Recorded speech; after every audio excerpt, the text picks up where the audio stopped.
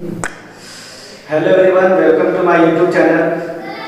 पिछले वीडियो में हमने कोशिका के बारे में पढ़ा था, बेसिक अध्ययन किया था कोशिका के बारे में। आज हम लोग कोशिका के मतलब अंग के बारे में पढ़ने वाले हैं कि कोशिका के क्या क्या अंग होते हैं। पिछले वीडियो में हमने पढ़ा था कि कोशिका क्या होता है, कोशिका की खोज किसने किया था, जीवित कोशिका क्या होता है, ये सब के बारे में पढ़े थे। आज हम लोग पढ़ने वाले हैं कोशिका के अंग के बारे में, यानी कि हम लोग जिसको बोलते हैं कोशिका, ये हम लोग कोशिका इसके बारे में अध्ययन करने वाले हैं कि कोशिका के कौन कौन से अंग होते हैं और कहाँ कहाँ पाए जाते हैं, इनका क्या क्या कार्य होता है। तो इसमें हम लोग सबसे पहले पढ़ने वाले हैं कोशिका झिल्ली, यानी कि सेल मेम्ब्रेन के बारे में, यानी कि कोशिका झिल्ली होती क्या है। तो सेल मेम्ब्रेन क्या होता है, मतलब कि सेल मेम्ब्रेन जो होता है ये पादप और जंतु, ये मतलब कि ये एनिमल में, ठीक है, एनिमल और प्लांट, एनिमल एंड प्लांट, ठीक है, ये दोनों में पाया जाता है। ये प्लांट में भी पाया जाता है और एनिमल में पाया जाता है। यानी कि ये ऐसी झिल्ली होती है जो पादप और जंतु मतलब दोनों में पाई जाती है। इसकी विशेषताएं क्या होती है कि ये प्रोटीन का बना होता है, यानी कि जो कोशिका झिल्ली होती है ये किसकी बनी होती है, तो ये प्रोटीन का बना होता है। उसके बाद कोशिका के जितने भी अंग होते हैं, मतलब कोशिका के जितने भी अंग होते हैं सभी के सभी इसी झिल्ली के अंदर पाए जाते हैं।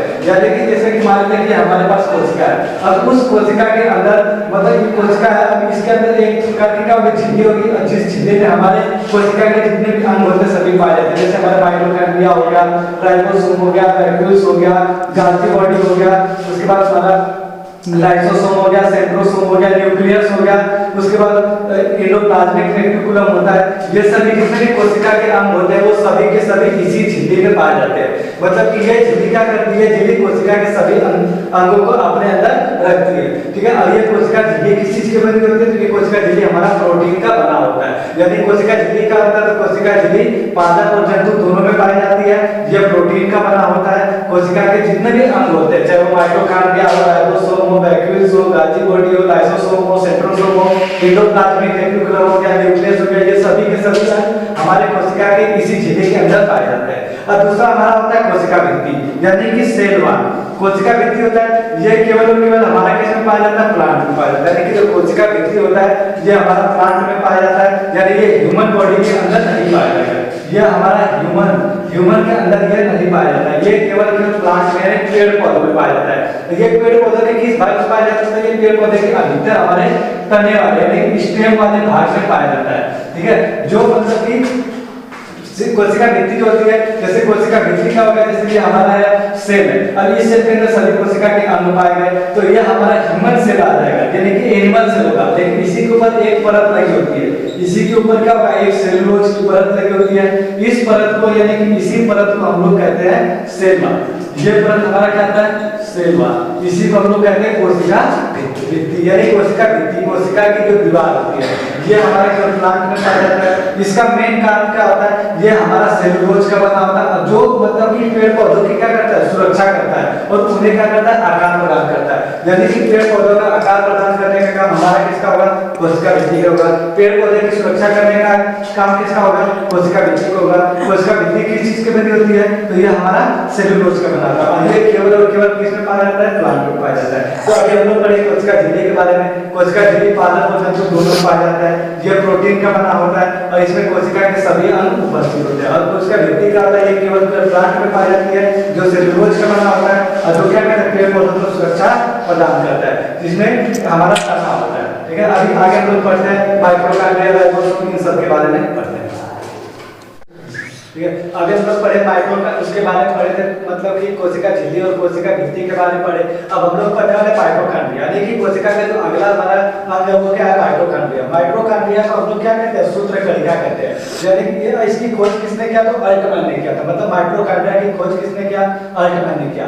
मतलब कि माइटोकॉन्ड्रिया हमारा होता कि जैसे ये कोशिका हो गया, अब इस कोशिका के अंदर हमारा क्या हो गया, माइटोकॉन्ड्रिया हो गया। तो माइटोकॉन्ड्रिया का काम क्या होता है, जैसे कोशिका के अंदर माइटोकॉन्ड्रिया का काम क्या होता है, तो इसको हम लोग क्या बोलते हैं, पावर हाउस। यानी पावर हाउस यानी ऊर्जा घर, यानी कि ये हमारे शरीर में क्या करता है, ऊर्जा प्रदान करता है, ये ऊर्जा को बनाने का काम करता है। तो हमारे शरीर में ऊर्जा कैसे बनती है, तो माइटोकॉन्ड्रिया का क्या काम होता है, जब हम लोग श्वसन करते हैं तो श्वसन करते समय जो हीमोग्लोबिन होता है वो क्या करता है, ऑक्सीजन को हमारे क्या करता है, लंग्स तक लेके जाता है। तो जिसके स्वरूप उसमें ना इसकी खोज जो थी वो हमारा क्रेब्स नामक वैज्ञानिक ने किया था, जिसलिए हम लोग इस चक्र को क्या कहते हैं, क्रेब्स चक्र कहते हैं। यानी कि माइटोकॉन्ड्रिया जो होता है इसकी खोज अल्टमैन नामक वैज्ञानिक ने किया। इसको हिंदी में हम लोग सूत्र कणिका कहते हैं। इसका मेन काम होता है ऊर्जा, मतलब ये क्या करता है, पावर बनाता है, ऊर्जा देता है, यानी ये ऊर्जा का निर्माण करता है। तो ये ऊर्जा का निर्माण कैसे करता है, जब हम लोग श्वसन करते हैं तो श्वसन करते समय जो हमारा हीमोग्लोबिन होता है ये ऑक्सीजन को क्या करता है, लंग्स तक पहुंचाता है, जिसके द्वारा उसमें ना एक क्रेब्स साइकिल चलता है। तो क्रेब्स साइकिल हमारा कहां चलता है, तो माइटोकॉन्ड्रिया के अंदर करता है। तो माइटोकॉन्ड्रिया में क्रेब्स पे क्या होता है कि जब क्रेब्स साइकिल चलता है तो वहां पर हमारा एटीपी का निर्माण होता है। तो एटीपी का निर्माण होता है तो 38 एटीपी मॉलिक्यूल मिलकर हमारा क्या करता है, 1 ग्राम ग्लूकोज का निर्माण करता है, जिसके द्वारा हमको 4.2 किलो कैलोरी एनर्जी प्राप्त होती है। ठीक है, यानी कि जो माइटोकॉन्ड्रिया होता है ये क्या करता है, इसके अंदर हमारा एटीपी बनते हैं और वो एटीपी क्या होता है, 38 एटीपी मिलकर हमारा 1 ग्राम ग्लूकोज बनाता है, जिसके द्वारा हमको 4.2 किलो कैलोरी एनर्जी प्राप्त होती है। अगर क्वेश्चन पूछता है कि माइटोकॉन्ड्रिया की खोज किसने किया, तो अल्टमैन ने। माइटोकॉन्ड्रिया को किस नाम से जानते हैं, तो ये हमारा पावर हाउस होता है और या तो ऊर्जा घर होता है। ठीक है, इसके अंदर ना एक हमारे जो माइटोकॉन्ड्रिया जैसे होती है उसके अंदर ना एक आंतरिक दीवारें होते हैं। इन आंतरिक दीवारों को हम लोग क्या कहते हैं, क्रिस्टी। तो माइटोकॉन्ड्रिया की आंतरिक दीवारों को क्रिस्टी कहा जाता है। इसके बाद हमारा आता है गाल्जी बॉडी, यानी कि गाल्जी बॉडी का जो खोज था वो कैमिलो गाल्जी ने किया था, यानी गाल्जी बॉडी की खोज हमारा कैमिलो गाल्जी ने किया था। इन्हीं के नाम पे इसका नाम गाल्जी का रखा गया। इसका नाम क्या होता है, यह हमारे अंदर में क्या करता है, ऊर्जा का परिवहन करता है, यानी कि हमारे शरीर में जहां ऊर्जा की कमी होती है ये ऊर्जा को वहां तक पहुंचाता है। इसका बस छोटा सा काम होता है कि ये क्या करता है, ऊर्जा का परिवहन करता है। इसके बाद आता है रसधानी, वॉक्यूल्स क्या होते हैं, ये हमारे प्लांट में और एनिमल दोनों में पाए जाते हैं। प्लांट में क्या होता है, बड़ा होता है और एनिमल में छोटा होता है। इसका मेन काम होता है जल संग्रह करना, यानी कि ये जल को इकट्ठा यानी संचित करके रखता है। तो हमारे बॉडी में जो जल का ऑब्जर्व करता है वो क्या होता है, वैक्यूल्स यानी रसधानी होता है। पेड़ पौधा में बड़ा होता है, इसलिए पेड़ पौधे क्या करते हैं, बहुत ज्यादा पानी सोखते हैं, और एनिमल में क्या होता है, छोटा होता है, इसीलिए उसमें कम पानी इकट्ठा होता है। ठीक है, अब इसके आगे का जो है वो हम नेक्स्ट वीडियो में लेंगे, तब तक के लिए जय हिंद।